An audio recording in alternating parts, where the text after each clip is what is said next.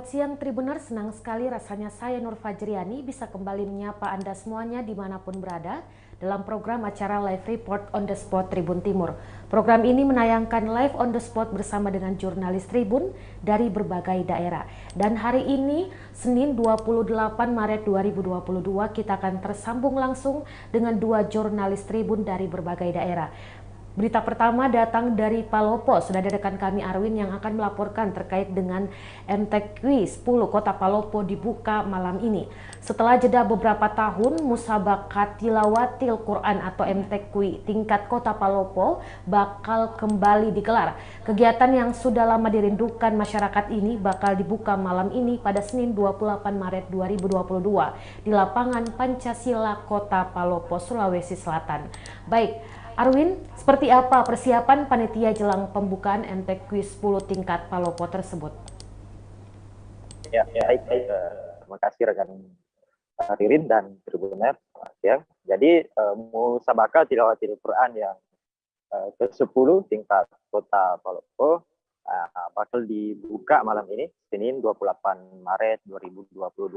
Kegiatan yang dipusatkan di lapangan Pancasila Kota Palopo ini bakal berlangsung selama 3 hari, mulai dari hari ini, malam ini, artinya, kemudian sampai dengan Rabu 31 Maret 2022. Adapun persiapan panitia sejauh ini dari pantauan kami tadi di lokasi itu sedang dilaksanakan geladi. Geladi adapun mulai dari tarian kolosal yang akan dipersembahkan pada seremonial pembukaan malam nanti. Kemudian juga ada persembahan drum band dan ada persembahan dari 9 kafilah yang ada di Kota Palopo. Begitu rekan. Baik Arwin, ada berapa peserta dalam kegiatan ini Arwin? Ya, peserta yaitu ada 9 kafilah atau 9 kecamatan. Nah, dari tiap kafilah ini ditarget bisa mencapai 100 orang per kafilah. Gitu rekan Ririn. Baik, untuk cabangnya sendiri, Arwin, apa saja cabang musabaqah yang bakal diperlombakan? Ya, adapun cabang musabaqah yang akan diperlombakan mulai dari golongan tartil Al-Quran anak-anak, kemudian remaja, kemudian dewasa, tartil Al-Quran qiraat saba'ah. Kemudian ada cabang hafiz Quran mulai dari golongan 1,5 juz dan tilawah 20, kemudian 30 juz. Kemudian ada golongan bahasa Arab, bahasa Indonesia, putra dan putri. Kemudian ada faham Al-Quran, grup putra dan putri. Kemudian ada golongan dari cabang hatam, cabang ada golongan naskah, hiasan musab, dekorasi, kontemporer, cabang makalah Al-Quran, MMQ, untuk putra dan putri. Baik Arwin. Arwin, terima kasih atas laporannya langsung dari Kota Palopo, Sulawesi Selatan terkait dengan MTQ 10 yang kembali digelar. Baik Tribuner, selanjutnya ada laporan dari Kabupaten Baru, Sulawesi Selatan setelah jeda berikut ini.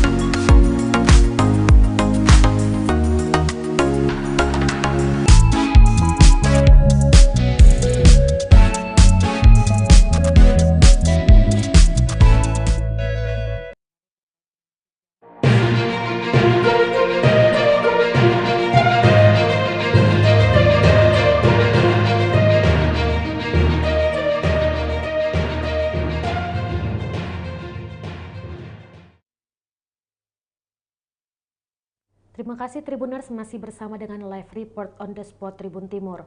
Dan berita selanjutnya datang dari Kabupaten Baru, Sulawesi Selatan terkait dengan sejarah awal berdirinya Ponpes Al-Ikhlas dari DDI Takalasi Kabupaten Baru.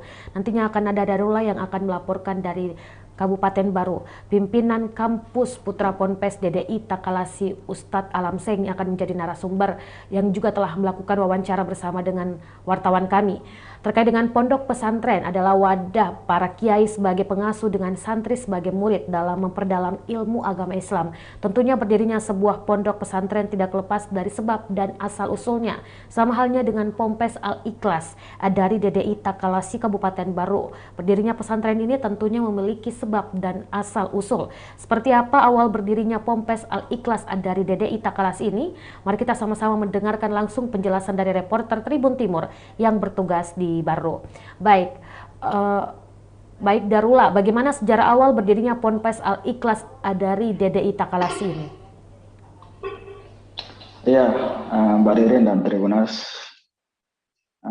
sejarah awal berdirinya pondok pesantren DDI Takalasi ini tak lepas dari salah satu organisasi Islam besar di Sulawesi Selatan ini, yaitu Darul Dakwah Wal Irsyad atau yang akrab kita kenal dengan DDI. Jadi cikal bakal berdirinya DDI Takalasi ini dari Darul Dakwah Wal Irsyad yang pada saat itu dipimpin langsung oleh Andre Geruta Abdurrahman Ambok Darlek. Jadi Ponpes DDI Takalasi ini terbentuk pada tahun 1954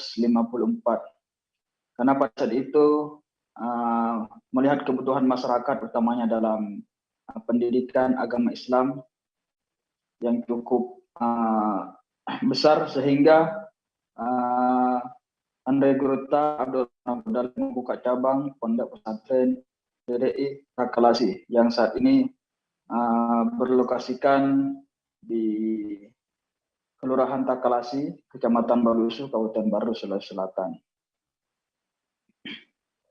Dan Ponpes DDI Takalasi itu mulai terbentuk pada tahun 1992 yang disahkan dengan SK Departemen Agama pada 1995. Hingga saat ini jumlah santri di Pondok Pesantren DDI Takalasi ini kurang lebih 1.200 santri yang mondok di Takalasi ini, yang dibina oleh sekitar 200 pembina atau guru yang ada di sana. Sementara hingga saat ini jumlah alumninya sendiri kurang lebih 10 ribuan. Jadi alumni dari Ponpes DDI Takalasi ini hingga saat ini itu sudah mencapai 10 ribuan. Sedangkan alumni yang sudah terkenal itu ada yang sudah berhasil menjadi DPRD dan banyak juga yang telah berhasil menjadi pengusahawan atau bisnismen. Ya, Riri. Baik, Darullah, untuk kelebihan mondok di pesantren itu sendiri seperti apa, Darullah? Iya, tentunya mondok di pesantren ini, Tribuners, memiliki kelebihan tersendiri ketimbang sekolah umum seperti di SMA. Karena di pesantren ini kita akan atau murid akan lebih mendalami terkait pembelajaran agama, khususnya di pembacaan kitab. Itu anak pesantren sudah bisa diharap dari segi pembacaan kitab. Kemudian selain itu santri juga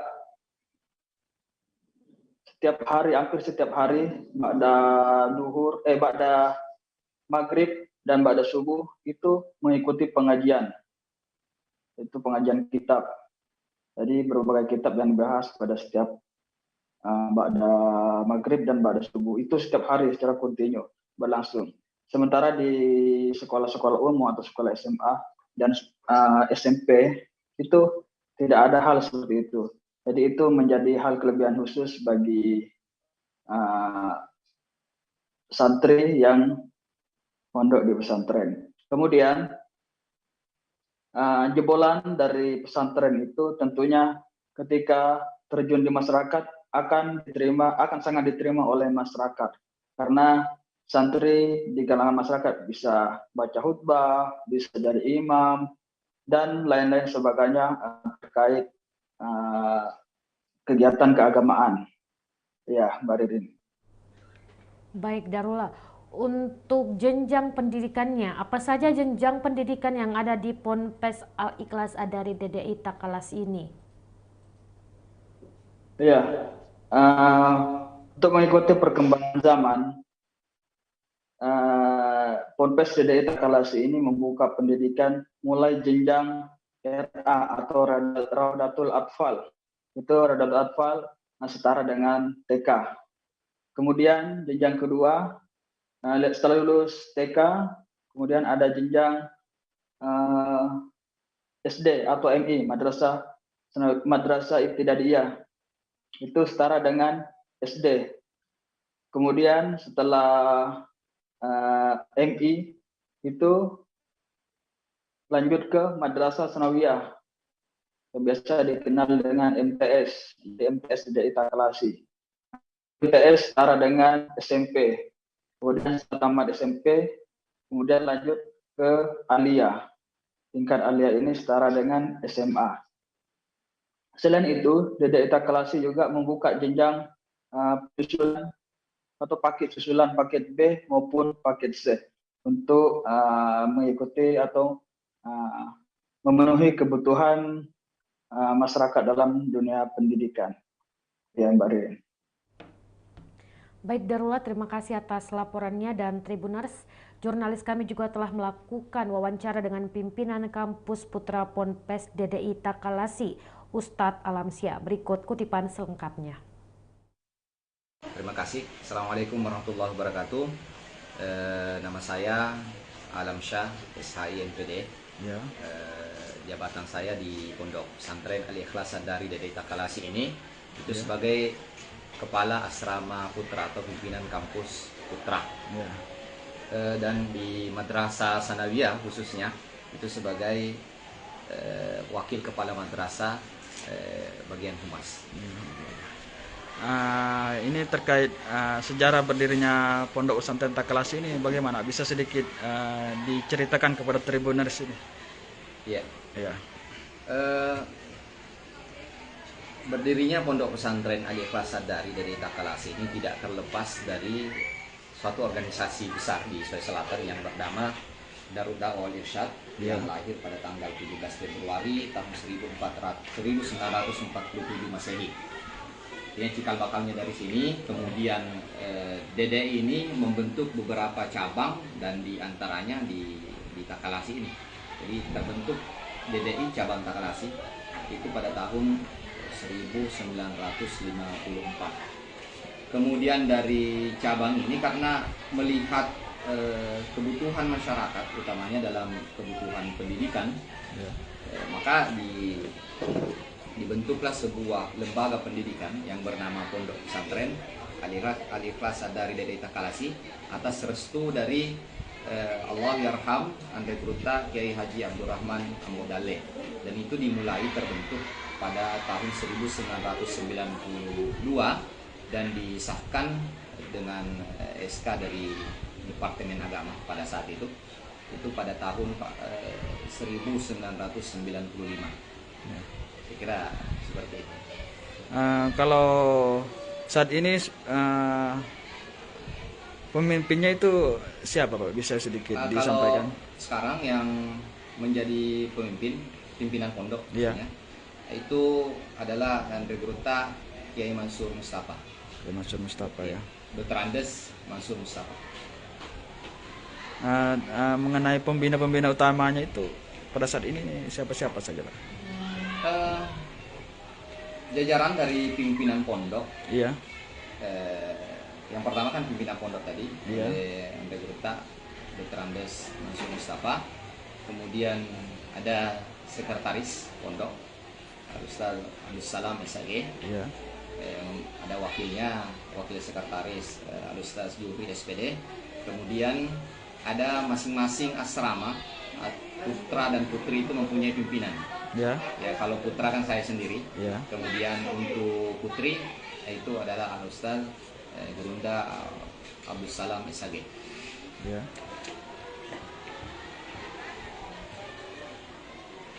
Kemudian ini kita mau melihat atau ingin tahu bagaimana sistem pendidikan di pondok pesantren. Baik Tribuners, itu tadi laporan langsung jurnalis kami dari Kota Palopo dan juga Kabupaten Baro. Terima kasih telah menyaksikan live report on the spot Tribun Timur. Saya Nur Fajriani undur diri dan sampai jumpa.